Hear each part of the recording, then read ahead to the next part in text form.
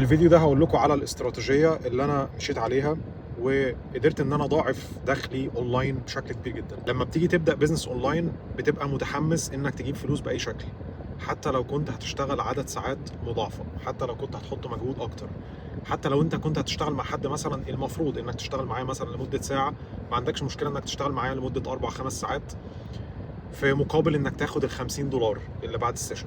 دي حاجه كويسه جدا ويبقى عندك شغف كبير جدا، ولما بتعمل الموضوع ده بتبقى متحمس انك تعمله تاني وتالت ورابع. بس الفكره انك بتوصل عند حد معين، ساعتها لازم تسكيل، ساعتها لازم تعمل فلوس اكتر. خليني اقول لكم على اللي انا عملته شخصيا. انا لما جيت بدات بزنس اونلاين، بدات ان انا اعمل تدريب اونلاين بتاع فتنس وكده. كنت بدرب ناس اونلاين لمده مثلا 3 شهور. حرفيا كان بيتم استهلاكي ذهنيا، لان انا تقريبا كنت مع الشخص طول اليوم، اللي هو بيبعت لي في اي وقت، ممكن يبعت لي الساعه 2 بالليل ارد عليه، عايز يغير البلان في اي وقت بغيرها له، في مقابل ان انا هاخد منه $100 مثلا في الشهر.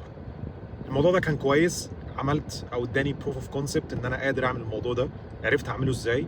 بس المشكله ان انا كملت عليه لمده طويله، يعني فضلت ان انا ادرب ناس، بديها وقت كتير من وقتي، في نفس الوقت انا ما عنديش قابليه ان انا اخد ناس تانية. كنت بدخل بعد كده بقى، بدات ابيع خبرتي، بدات ان انا ادخل كونسلتيشن مع الناس، بكلمهم في موضوع تغيير المجال والكارير شيفت وكده. كان المفروض مده السيشن مثلا ساعه، كنت بقعد معاهم ساعتين واحيانا 3 ساعات، والمبلغ اللي بيدخل لي هو واحد، $50 مقابل ساعه او ساعتين او 3. انت وقتك في اليوم محدود. الحاجه التانية، يعني موضوع الوقت بقى مقابل الفلوس، دي اول حاجه. الحاجه التانية موضوع ان انا كنت بعمل شغل بايدي كتير. يعني كنت حد بيعمل لي فولو مثلا، بدخل بنفسي اكلمه، عامل ايه، شكرا على الفولو. انا بقولش على الحاجات دي وحشه، هي كويسه جدا في الاول ولازم تعملها. بس الفكره هنا واللي انا عايز اوصله ان انت بتقعد تعمل الموضوع ده كتير، فانت ما بتبقاش مقدر قيمه وقتك، فالناس بالتالي ما بتقدروش. الناس لو لقت انك زودت شويه 10 دقائق ربع ساعه، وخصوصا لو انت بتكلم ناس عرب او في المحتوى العربي، لان احنا كعرب عندنا العشم زياده شويه، ما عندناش موضوع الفورماليتيز او موضوع ان انت دافع مقابل كذا فانت المفروض تاخد على قد اللي انت دافعه. لا، احنا عندنا موضوع العشم. ايه المشكله يعني؟ ايه المشكله يعني ما تكلمني ساعه وساعتين، اهلك يستنوا يعني، او اللي انت المفروض تعمله يستنى. فانت لو ما حطيتش حد وما سعرتش ساعتك، دي مشكله. فانا ما كنتش قادر ان انا اعمل اكس كل شهر بسبب المهام الروتينيه، وبسبب ان انا ساعتي مش متحدده بالظبط كام.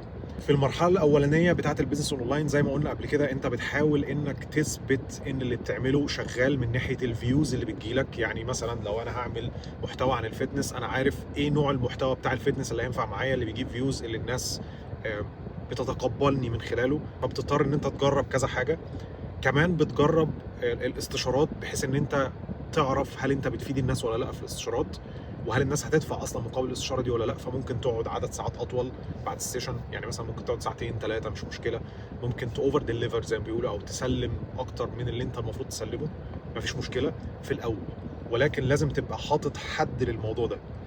لما تثبت ان في طلب على الخدمه بتاعتك، وان الناس محتاجه الموضوع ده، وانت فعلا بتفيدهم، ساعتها تدخل للمرحله الثانيه اللي هتزود لك الدخل بتاعك واضعافه.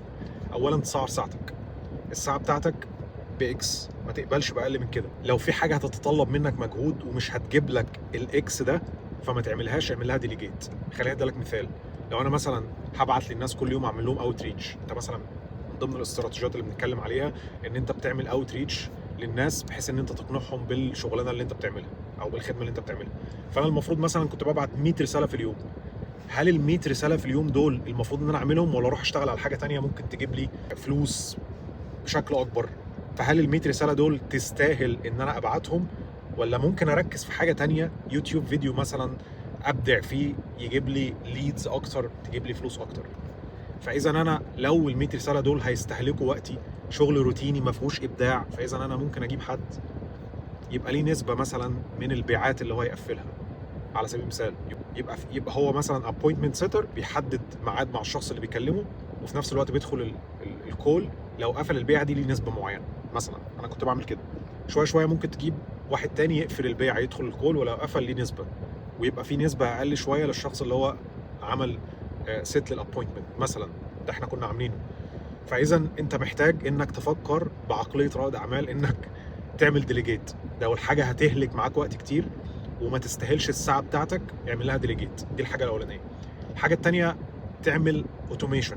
بمعنى انا دلوقتي مثلا محتاج اجيب ليدز. ما هو انت لما بتيجي تعمل محتوى فانت محتاج ناس تعمل لهم بيتشنج. انت مش هينفع ان انت في المحتوى بتاعك تقعد كل شويه تتكلم على الخدمه بتاعتك. انت على سبيل المثال لازم يكون عندك ايميل ليست. فالايميل ليست ده هتجيبه ازاي؟ ما هو انت يعني بتعمل محتوى وبتتكلم على الخدمات بتاعتك، بس انت عايز يبقى في ناس عارفاك وليك اكسس عليهم بشكل مباشر، عشان مش هينفع ان انت تتكلم على الخدمات بتاعتك في المحتوى بشكل مستمر. انا كل شويه عندي كورس عندي كورس، الناس هتقفل منك. فانت لازم تاخد ايميل، مش هتاخده كده تقول لهم اديني ايميلكم، يعني لازم تديهم مقابل، فبتعمل لهم ليد ماجنت. فهنا بتيجي اهميه الاوتوميشن، انك تعمل اوتوميشن يبقى عندك ليد ماجنت معين. الليد ماجنت ده بيفيد الناس بشيء معين. الليد ماجنت على مغناطيس مبيعات، والناس بتشوفه، وبعد كده بتاخد انت ايميلهم، وبعد كده بتعمل اوتوميشن انت بتعمل لهم تارجتنج فيما بعد. فساعتها بدات افكر طيب انا دلوقتي ممكن اعمل ليد ماجنت كورس مثلا او جزء من الكورس. ليد ماجنت ده لما حد يتفرج عليه، قبل ما يتفرج عليه هيديني ايميله، باخد الايميل ده اسيبه في حته. ممكن ابعت للشخص ده مثلا 10 ايميلات، كل يومين 3 ايميل، وفي الاخر خالص كود خاص للكورس مثلا. وده انا بعمله. فاذا انا هنا اللي انا بعمله بس انا بزود بس المكنه بتاعه المبيعات بفيديو، والفيديو ده فيه ليد ماجنت، والشخص نفسه بيحط الايميل في الليد ماجنت ده، وباخد انا الايميل بقى بيبقى فيه اوتوميشن تاني. فانت بتسال نفسك ايه المهام الروتينيه اللي بعملها كل يوم اللي ممكن اعمل لها اوتوميشن. وتقريبا في الاونلاين بيزنس 99% من المهام اللي مالهاش علاقه بالمحتوى اللي انت محتاج ان انت تطلع تعمل محتوى ممكن يتعمل لها اوتوميت. حتى المحتوى نفسه ممكن يتعمل له اوتوميت، بس طبعا ده لا يفضل انك تعمله، لازم تظهر بوشك عشان خاطر البيرسونال براند والكلام ده كله.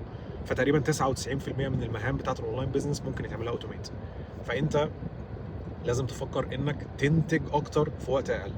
يبقى انت مجرد شخص بتنزل فيديو على اليوتيوب، والمكنه بعد كده تبقى شغاله.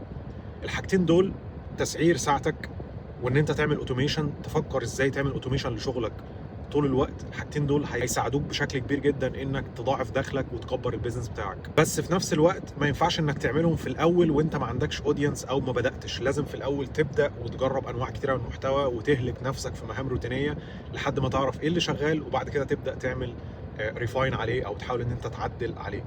بالنسبه لموضوع الاوتوميشن، في جزء كامل من الكورس، طبعا الجزء ده مدفوع من الكورس المدفوع، شرحته عن N8N، ازاي تعمل اوتوميشن ب N8N. الكونسبت نفسه لو فهمته هتقدر انت تطبق الاوتوميشن ده على اي حاجه تانية.